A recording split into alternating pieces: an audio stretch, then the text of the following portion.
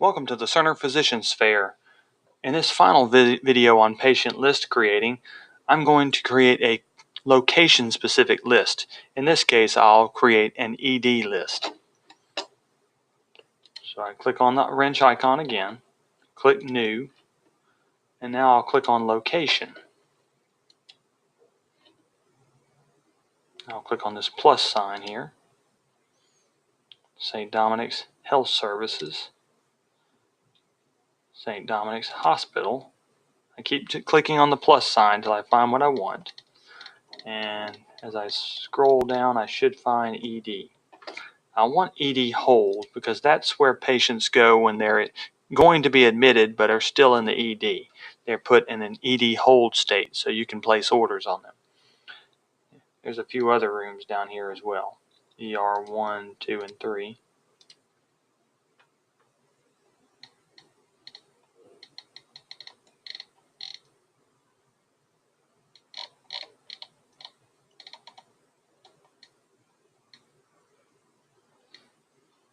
So now I'll say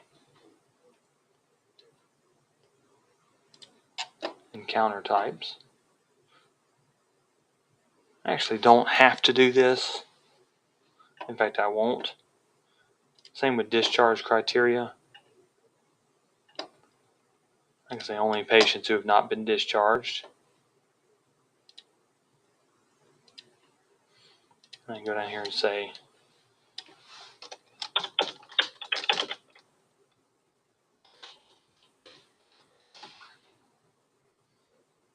finish.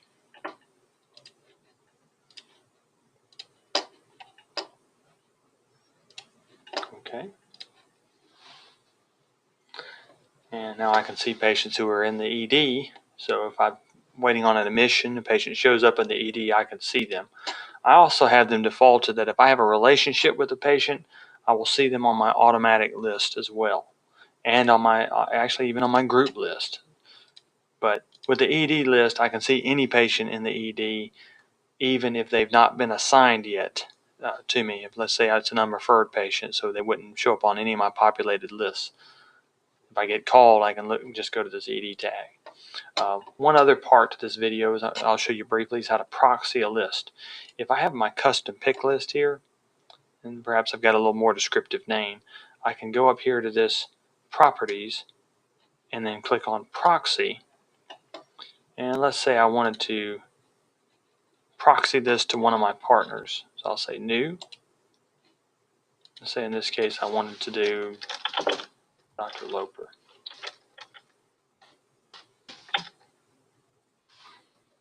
And I can put a time frame on it, or I can just leave it open-ended. I can let him have full access or just read it.